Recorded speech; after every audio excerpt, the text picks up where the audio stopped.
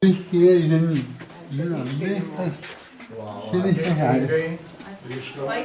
biškį pasispaudžiu. Dabar atsisukite į mano pusę, kur aš stoviu. Tai va tie yra fotodidintuvai. Kokią nuotrauką norėdavai pasidaryti? Jo. Ant stalo yra vonelės. Nereikia. O. Čia mes prisimėdom. Taip, čia vadėdam mašinis.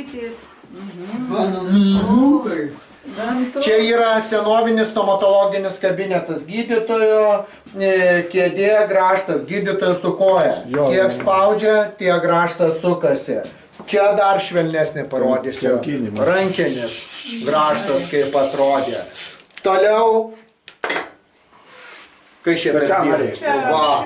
O žinot, ką ateina 11-okai, 12-okai, karūnėlio presai.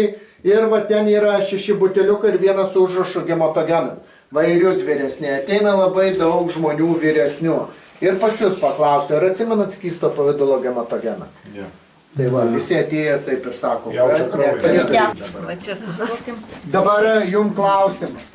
Šeimininkas, nieko, tu kur būna. Šeimininkas, kaip nupirko va šitą lentą, pas šeimininką labai prašė vieną žmogų išimti šitos lentos, gal žinot, kurį? Brazauską, aišku. 11-okam, 12-okam užduodu, jie net nežino ir po to paklausiu, kas jis buvo ir jie net nežino, kad jis... Viena matriuška. Šiandien maga. 30 eurų. Buvo vadovą matriuška. Štampai.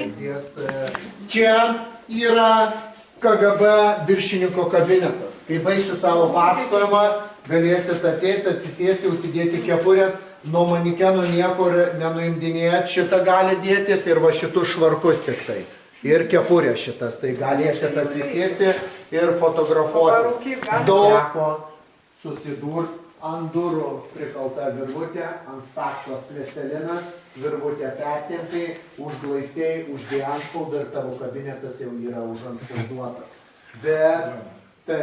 Bet KGB darbuotojai turėdavo diplomatą, su kuriuo nuimdavo antspaudus. Pavyzdžiui, jūs baigęs darbą, dirbti. Taip, raktų visračiai. KGB darbuotojai atrakindavo visas duris, nebuvo tų spinų, kad neatrakytų. Šeimininkas juos atsisiuntė iš Maskvos ir čia Kaune prie Ermitažo yra durų kabinetas.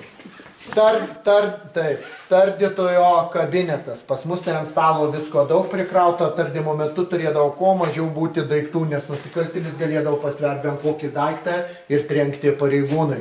Pažiūrėkit kokia taburetė, prikalta prie grindų. Irgi tardymo metu, kad atsistojus nepaimtų ir netrenktų pareigūnai. Pasodindavo ant kampo, nepatogiai pozui, su stalinė lempa šviesdavo į akis ir taip tardydavo.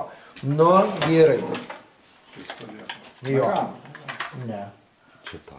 Tai nematau dar. TT? Ne. Ne, TT mažesnė. Gazdinti. Ne. Čia yra KGB pistoletas, kuris vadinasi Stečkin. Tai dabar, vyrai, jums klausimas. Kodėl KGB pistoletas Stečkino va tokia kabūra? Čia yra bakalitinė, dar šeimininkas turi medinę. Visi vyrai susidūrė su ginklais, va ir daug išvardino ginklų jau. Tai kitom telefonais ir kai pasukė, kitą telefoną suskamba. Kaukolės likę jau. Tai paskui galėsi apfotkinti viską. Ne. Ne, gertuvės kitokios. Gertuvės tai kaip... Po to atėję žmonės įvardina, kad čia yra varpeliai, gyvuliam, kur po kaktus pariždavo ir ne. Ne. Čia yra pirmo pasaulinio karo dujokaukių filtrai. Iškasti Latvijai iš mūšio lauko, tai šeimininkas nupirko ir sudėjo parodyti žmonėm, kaip jie atrodė. Apatinė lentynai su šia parašyta. Citramonas. Citramonas. Kai šia per žodžiai? Nu vaistai. Va, o jaunimui užduodu klausimą, jie net nežino, kai šia. Jo, tai visi atėjo, kad muždavo su šitais plaktukais grotas. Nes nusikaltėliai, sėdėdami kameroj, jie nori kuo greičiau ištrūkti į laisvę, jie pradėdavo pjauti grotas. Ir va čia mes su šeimininku nupjom vieną virbalą, matot, yra nupjautas, parodyt žmonėm. Pareigūnas atėjęs su ranka netikris kiekvieną virbalą, jis paima plaktuką, dabar klausykit.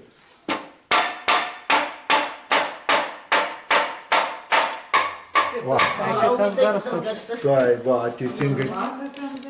Aš ne, šitie daiktai padedu, jau pasukariu, nepričiau apie spintelę. Aš kaip atvežė šeimininkas, pamačiau šitas skylės ir pradėjau sakyti, kad čia avilys. Tikrai ne avilys. Išskirti jį galima, ar ne, tas spintelės viršų.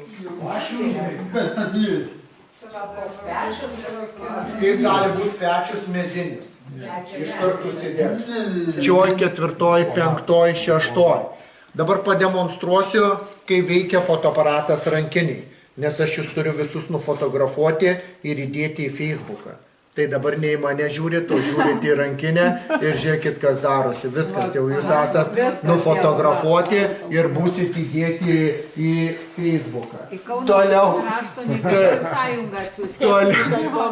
Toliau galiu ir pats pasakyti, pats ėjau į mokyklą su tokiu diplomatu, va kas vyresnė ateina, sako, dujokaukių yra surinkta pati didžiausia Europoje kolekcija. Yra surinkta apie 100 vienetų dujokaukių, ne dėl kiekio, o dėl retumo. Prie kiekvienos dujokaukės yra lentelė, kokiais metais pagaminta, kokio šalyje ir kas naudoja. Čia dabar galite pasižiūrėti. Ne, buvom įsikvieti iš Kauno radiacijos centro, pats šeimininkas sako, labai daug mokyklų veža, žmonių labai, sako, nedaug dievė, iš viso pasaulio vežu tos transformacijos. Taip. Tai kūdikiai dujokaukiai. Va taip mano ir reguliuoja.